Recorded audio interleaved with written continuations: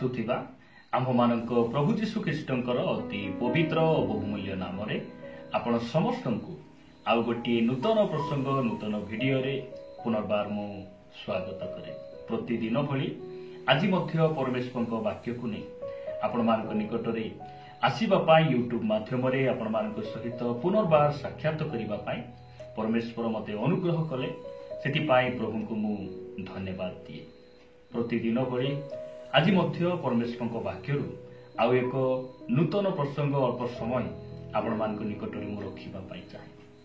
आज जो प्रसंगटी आपण मानक निकट रे मु रखिबा पाई चाहे सेही प्रसंगर शीर्षक है परिवार रे जीशु आसिले कौन हुए।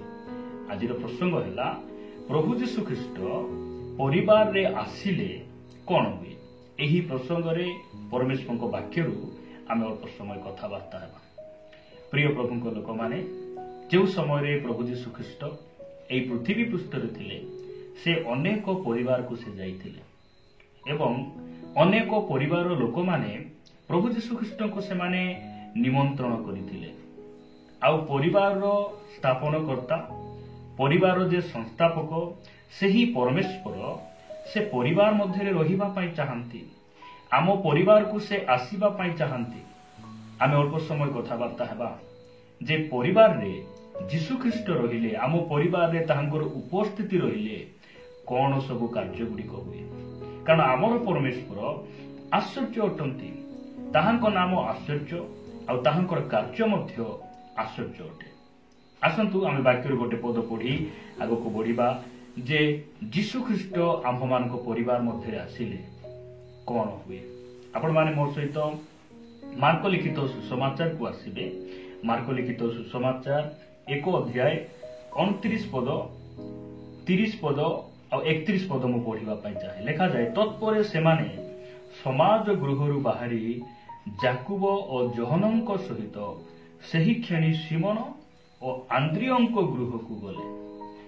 सिमोन और आंद्रिय एमाने होचंती प्रभुंकर दास माने तांकर मनोनीत शिष्य माने से माने तांको घर को जाउचंती। अर्थात प्रभु जीशु ख्रीष्ट तांकर शिष्य मानक घर को से जाउचंती। काहे की जाउचंती।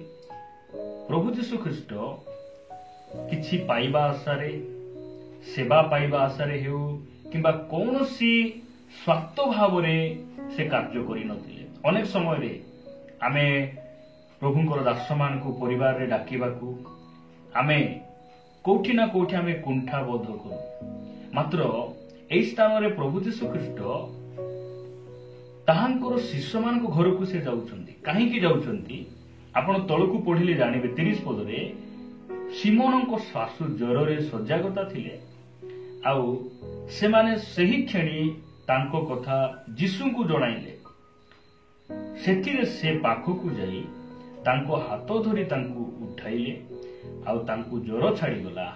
पुणी से मानको परिचर्चा करिबा को देले। प्रभु का नाम रो गौरव हो। प्रभु जीशु ख्रीष्ट जेबे आम परिवार को आसंती आमर परिस्थिति बदली जाए परिवर्तन हो जाए। जदि सिमोनंकर सासु ज्वर रही थांते से केबे मध्य प्रभुंकर सेवारे से जाई पारि नथांते। तांको स्त्री तांको कहि थांते मोर मार देह भलो नाही तुमे जीशु को पछरे बोलुछ वाक्य प्रचार करी बोलुछ ए प्रकार कहि थांते। धन्य से परमेश्वर हे पारे आज अनेक आमे प्रभुंको दास माने अछु। परिवार समस्या थिले भी आमे सेवा करूछु रोग थिले भी सेवा करूछु। मात्र धन्य से परमेश्वर आज कौन करिसंती आम मानकर जत्न नैछंती। आम्भ मानकर पथ को से परिष्कार करिसंती। आमे जेपरि सेवारे आहुरी अग्रसर हेबा आमे आहुरी तांको सेवा को भलो भाबरे करि परिबा सेति पई अनेक सुविधा सुयोग से आमानकु दैछंती। सेही स्थान रे जाई सिमोनकर सासुंकर ज्वर को से कौन कले सुस्थ करिदेले।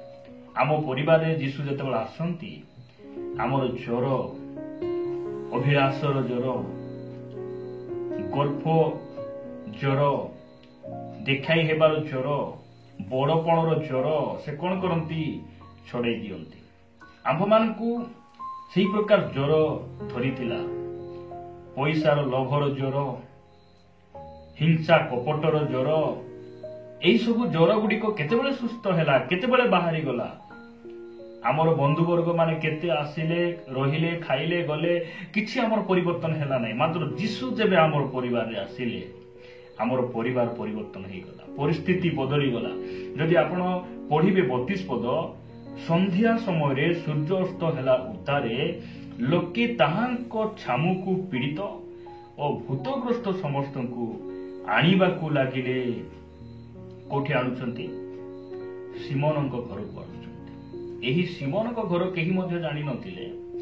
ଯୀଶୁ ଆସିଲା ପରେ ସିମୋନଙ୍କ ଘରେ ଲୋକ ଆସୁଛନ୍ତି। ମୁଁ ପ୍ରଭୁଙ୍କୁ ଧନ୍ୟବାଦ ଦିଏ। ଆମେ ଅନେକ ଅଛୁ ପ୍ରିୟ ପ୍ରଭୁଙ୍କ ଲୋକମାନେ, ଆମକୁ କେହି ମଧ୍ୟ ଚିହ୍ନି ନଥିଲେ, ଜାଣିନଥିଲେ। ଆମକୁ ଏବେ ରାସ୍ତାରେ ଚାଲିଗଲେ ଲୋକ କଥା ହଉଛନ୍ତି। ସମୟ ଥିଲା ଆମକୁ ପିଇବା ପାଇଁ ପାଣି ଲୋକ ଦେଉନଥିଲେ, ଏବେ ସେମାନେ କୋଲ୍ଡ ଡ୍ରିଙ୍କସ ପିଇବା ପାଇଁ ଦେଉଛନ୍ତି, ଚା ବନେଇ ଦେଉଛନ୍ତି। କାହିଁକି? ଯୀଶୁ ଆମ ଜୀବନରେ ଆସିବାରୁ ଲୋକମାନେ ଆମକୁ ଚିହ୍ନୁଛନ୍ତି। ଆମର ପରିସ୍ଥିତି ପ୍ରଭୁ କଣ କରିଛନ୍ତି? ବଦଳେଇଛନ୍ତି। ଆଜି ମୁଁ କହିବା ପାଇଁ ଚାହେଁ, ଆପଣଙ୍କ ପରିବାରରେ ଯୀଶୁ ଅଛନ୍ତି କି? ଯଦି ନାହାନ୍ତି, ଆପଣ ଯୀଶୁଙ୍କୁ ଡାକନ୍ତୁ। ଡାକନ୍ତୁ, ସେ ପରିସ୍ଥିତିକୁ ବଦଳାଇବେ। ଡାକନ୍ତୁ, ସେ ଆପଣଙ୍କୁ ଉଠାଇବେ। ଡାକନ୍ତୁ, ସେ ଆପଣଙ୍କୁ ଅନୁଗ୍ରହ କରିବେ। ଆଜି ମଧ୍ୟ ସେ ଚାହୁଁଛନ୍ତି ଆସିବା ପାଇଁ, ଆମ ଘରକୁ ଆସିବା ପାଇଁ ଚାହାନ୍ତି। ଆମର ପରିସ୍ଥିତିକୁ ପରିବର୍ତ୍ତନ କରିବା ପାଇଁ ସେ ପ୍ରସ୍ତୁତ ଅଛନ୍ତି। ଆମର କାମ ହେଲା ଆମେ ତାଙ୍କୁ ଡାକିବା।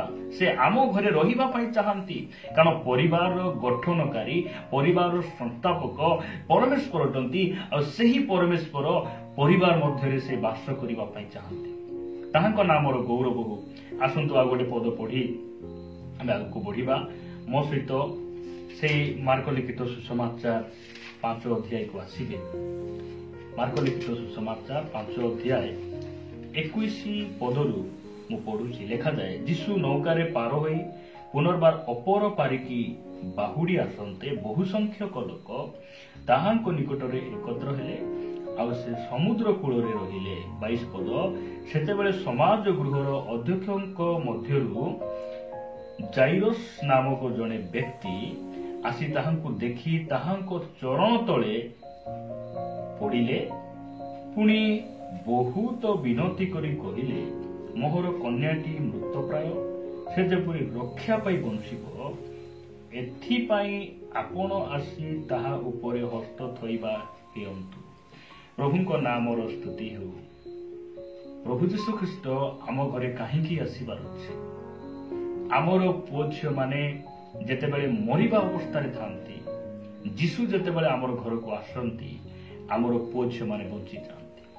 ମା ବାପା ମାନଙ୍କୁ ମୁଁ କହିବା ପାଇଁ ଚାହେଁ, ଆମ ପରିବାରରେ ଯୀଶୁଙ୍କୁ ଡାକିବାର ଆବଶ୍ୟକ ରହିଛି। କାହିଁକି?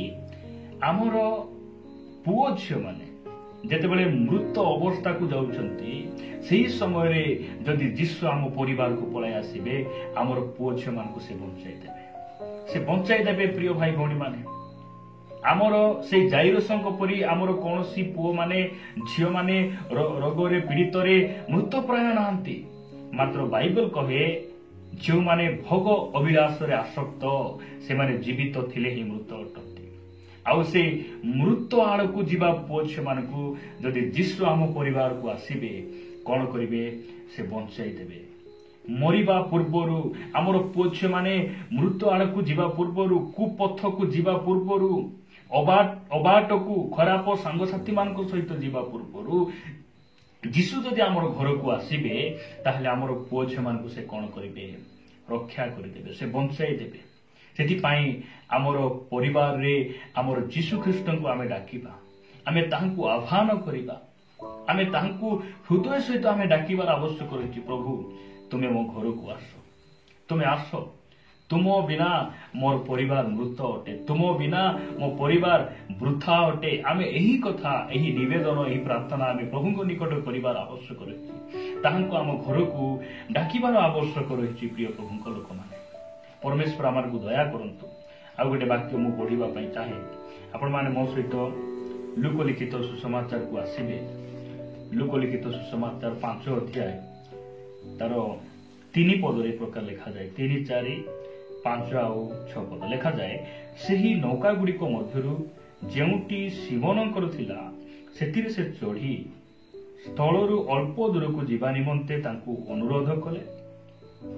ଆଉ ସେ ବସି ନୌକାରୁ ଲୋକ ସମୂହକୁ ଶିକ୍ଷା ଦେବାକୁ ଲାଗିଲେ। ସେ କଥା ଶେଷ କରି ସିମୋନଙ୍କୁ କହିଲେ, ଗଭୀର ଜଳକୁ ଯାଇ ମାଛ ଧରିବା ନିମନ୍ତେ ତୁମ୍ଭମାନଙ୍କର ଜାଲ ପକାଅ।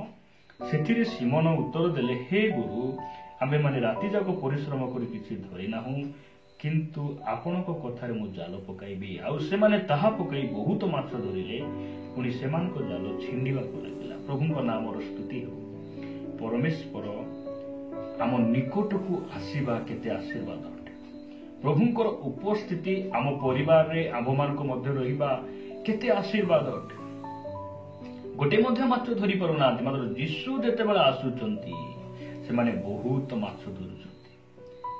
ପ୍ରିୟ ମା ବାପା, ଭାଇ ଭଉଣୀ ମାନେ, ମୁଁ କହିବା ପାଇଁ ଚାହେଁ, ଯଦି ଆପଣ ଏତେ ବର୍ଷ ପ୍ରଭୁରେ ରହି ମଧ୍ୟ, ଆପଣ ଏତେ ବର୍ଷ ଚର୍ଚ୍ଚ ସହଭାଗିତାରେ ରହି ମଧ୍ୟ ଯଦି ଆପଣ କୌଣସି ପାପ ଉପରେ ଜୟ ପାଇପାରି ନାହାନ୍ତି, ଯଦି ଆପଣଙ୍କ ପରିବାର ଆଜି ବି ବିଗିଡ଼ି ଯିବା ଅବସ୍ଥାରେ ଅଛି, ଆପଣ ପ୍ରଭୁଙ୍କୁ ଡାକନ୍ତୁ। ଆପଣଙ୍କ ନୌକାରେ, ଆପଣଙ୍କ ଘରେ, ଆପଣଙ୍କ ହୃଦୟରେ ପରମେଶ୍ୱରଙ୍କୁ, ଯୀଶୁଖ୍ରୀଷ୍ଟଙ୍କୁ ଜାଗା ଦିଅନ୍ତୁ। ସେ ଆପଣଙ୍କୁ କଣ କରିବେ? ବହୁତ ବିଷୟରେ ଆପଣଙ୍କୁ କଣ କରିବେ? ସଫଳତା ପ୍ରଦାନ କରିବେ। ବହୁତ ଆଶୀର୍ବାଦର ଅଂଶୀ ପରମେଶ୍ୱର ଆପଣଙ୍କୁ କରାଇବେ। ପ୍ରଭୁଙ୍କ ନାମର ସ୍ତୁତି। ଆପଣମାନଙ୍କ ନିକଟରେ ଆଉ ଗୋଟେ ବାକ୍ୟ ମୁଁ ରଖିବା ପାଇଁ ଚାହେଁ। ଲୁକ ଲିଖିତ ସୁସମାଚାର 19 ଅଧ୍ୟାୟ 8 ଲେଖାଗଲା, କିନ୍ତୁ ଯକ୍ଷିୟ ଠିଆ ହୋଇ ପ୍ରଭୁଙ୍କୁ କହିଲେ, ହେ ପ୍ରଭୁ, ଦେଖନ୍ତୁ, ମୋର ସମ୍ପତ୍ତିର ଅର୍ଦ୍ଧେକ ମୁଁ ଦରିଦ୍ରମାନଙ୍କୁ ଦାନ କରୁଅଛି।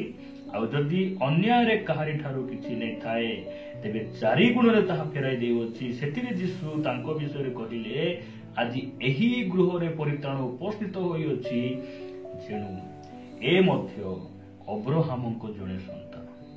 ଯୀଶୁ ଯେବେ ଆମର ଘରକୁ ଆସନ୍ତି, ସେ କଣ କରନ୍ତି? ଆମକୁ ପାପରୁ ଉଦ୍ଧାର କରିଦିଅନ୍ତି, ଆମକୁ ପରିତ୍ରାଣ କରିଦିଅନ୍ତି। ଯୀଶୁଖ୍ରୀଷ୍ଟ ଯେତେବେଳେ ଆମ ଘରକୁ ଆସନ୍ତି, ପ୍ରିୟମାନେ, ଆମକୁ ପାପରୁ ସେ ଉଦ୍ଧାର କରନ୍ତି। ଆଜି ଯଦି ଆମେ ଜୁଆ ଛାଡ଼ିଛୁ, ମଦ ଛାଡ଼ିଛୁ, ସ୍ତ୍ରୀକୁ ମାରିବାଟା ଛାଡ଼ିଛୁ, ମଦମହିଳା ଭାଷା ଆମେ ଛାଡ଼ିଛୁ, କେମିତି ଛାଡ଼ିଲୁ? ଯୀଶୁ ଆସିବାରୁ ତ ଏସବୁ ହେଇଛି।